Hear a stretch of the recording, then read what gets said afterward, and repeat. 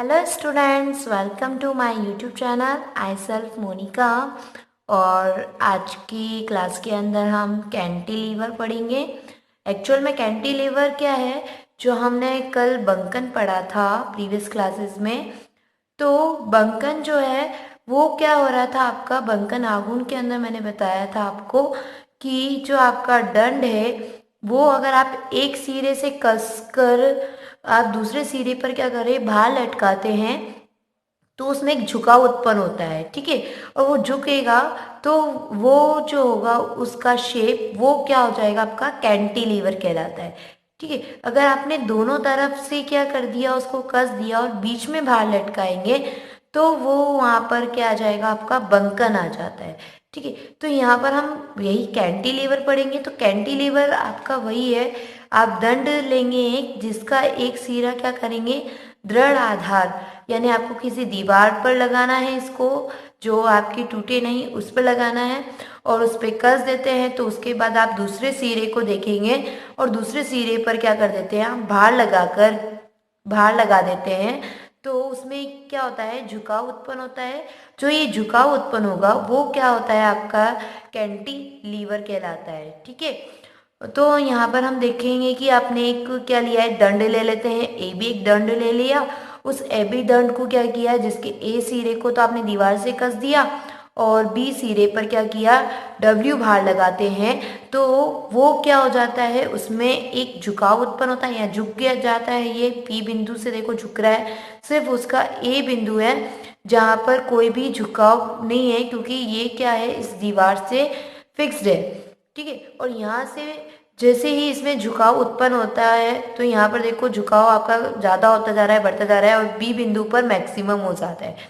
ठीक है, तो ये जो आपका झुकाव उत्पन्न हुआ है ये आपका यहाँ पर आ जाएगा, बंकन आ जाएगा।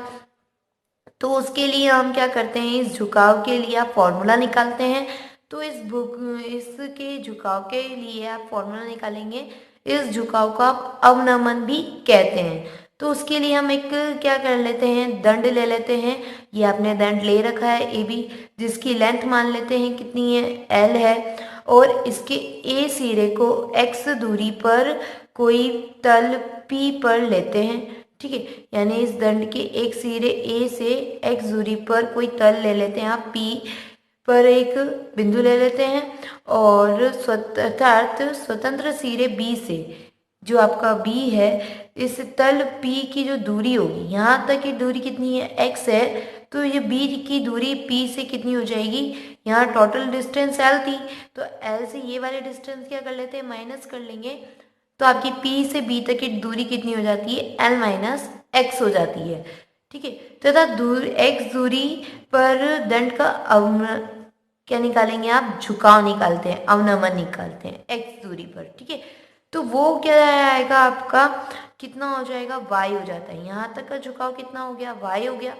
अतः स्वतंत्र सिरे B पर जो है आपका झुकाव क्या होगा, अधिकतम होगा। तो उसको आप y मैक्सिमम ले लेते हैं। क्या ले लेंगे, y मैक्सिमम ले लेते हैं, जो कि होगा आपका डेल ले लेते हैं आप यहाँ पर। अब हम देखते हैं, पहले ए सिरे पर निकालेंगे। तो ए सिरे पर आप ए सिरे से x दूरी पर स्थित तल P पर W भार के कारण बल युग्म निकालते हैं या बल युग्म का आघूर्ण निकालते हैं। तो वो क्या करते हैं, आप कितना आ जाएगा किया गया कार्य और जितना आपकी वो है झुकाव आ रहा है वो निकालेंगे। तो आपका कितना आ जाएगा, W into L minus x हो जाता है। ठीक है, अब इसके बाद हम देखते हैं कि दंड के संतुलन की अवस्था में क्या हो रहा है, इस भारी बल युग्म के आघूर्ण का मान और दंड के बंकन के कारण जो कार्य करने वाले बंकन का आघूर्ण था वो दोनों क्या होगा, बराबर होगा। यानी ये वाला बल युग्म का आघूर्ण और जो हमने प्रीवियस क्लास में बंकन आघूर्ण निकाला था वो दोनों क्या होने चाहिए, इक्वल होने चाहिए। और इक्वल होने चाहिए तो हम दोनों के फॉर्मूले को क्या कर देते हैं, इक्वल रख देते हैं। यानी आपका gamma I G upon R equals to हो जाता है डब्ल्यू एल माइनस एक्स हो जाता है। इसको इक्वेशन नंबर 1 दे देते हैं। अब यहाँ पर हम देख सकते हैं कि गामा क्या था, आपका दंड के पदार्थ का यंग प्रत्यास्था गुणांक और आई जी क्या था, आपका ज्यामितीय जड़त्व आघूर्ण, तथा आर क्या होगी, उस दंड के उदासीन अक्ष की वक्रता त्रिज्या होती है। अब हम देखते हैं कि जो आपका y अक्ष आपने y वक्र लिया है, ठीक है, जो y वक्र बन रहा है आपका, जैसे आपके यहाँ पे एक वक्र बन रहा था दंड के अंदर अभी, तो उस वक्र क्या हो जाएगा, उसका फंक्शन हो जाएगा f(x) का फंक्शन हो जाएगा। देन f(x) के फंक्शन के बिंदु क्या होंगे आपके, x और y होगा।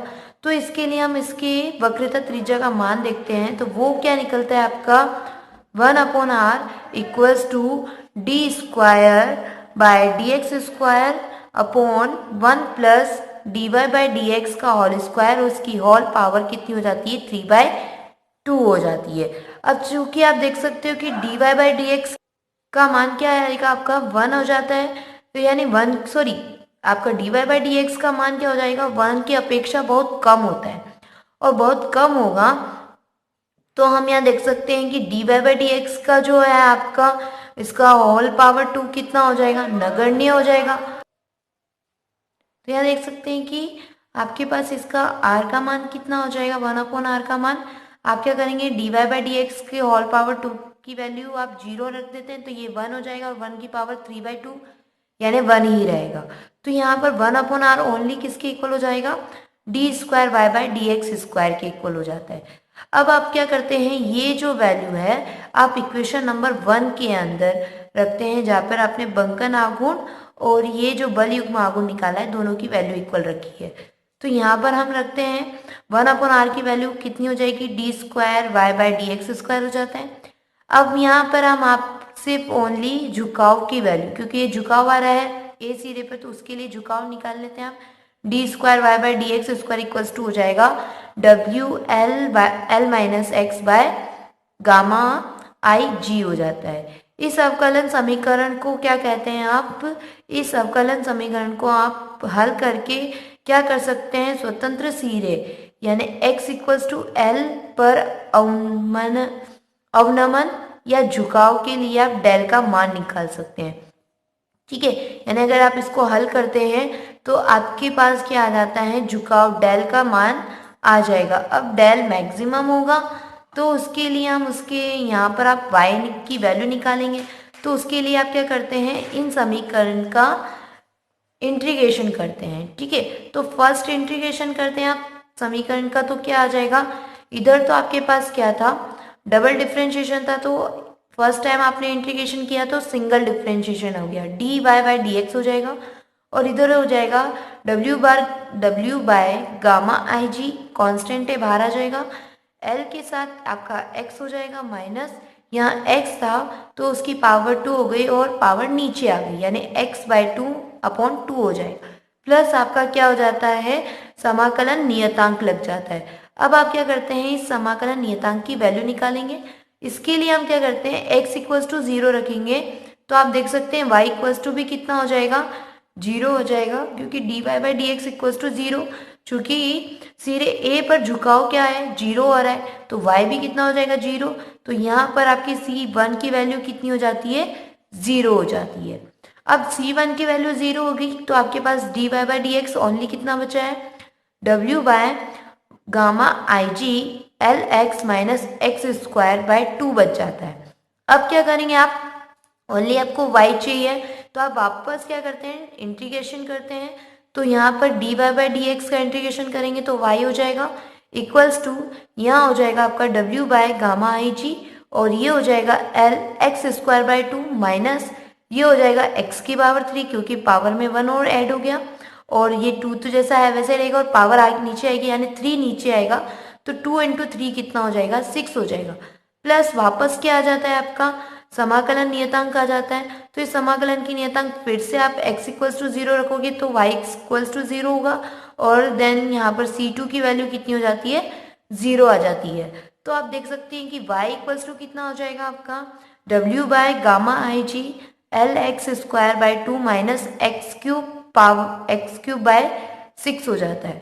अब आप दंड के स्वतंत्र से यानी b के लिए आप झुकाव देखते हैं, तो b के लिए x की वैल्यू तो कैपिटल L हो जाएगी, और y की वैल्यू आप डेल यानी अधिकतम झुकाव देख रहे हैं तो डेल हो जाएगा। तो अब यहाँ पर आप ये वैल्यूज यहाँ पर पुट कर देते हैं इस फॉर्मूले में, तो आपके पास अधिकतम झुकाव का फॉर्मूला आ जाएगा।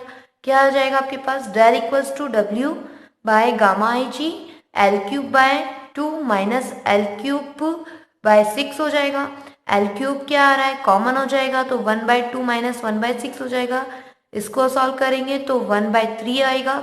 तो डेल इक्वल्स टू कितना हो जाएगा, W L cube by 3 gamma I G हो जाएगा। अब W क्या है, आपका भार है, तो भार का फॉर्मूला कितना हो जाएगा, mg हो जाएगा। तो आप W का यहाँ पे वैल्यू रख सकते हैं।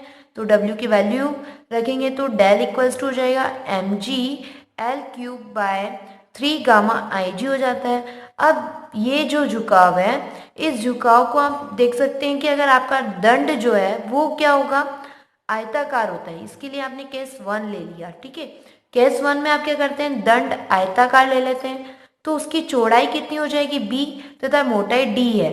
तो आपका जो जड़त्वीय आघूर्ण है, जड़त्व आघूर्ण, ठीक है, तो जड़त्व आघूर्ण क्या हो जाएगा आपका, db क्यूब बाय 12 हो जाता है, ठीक है।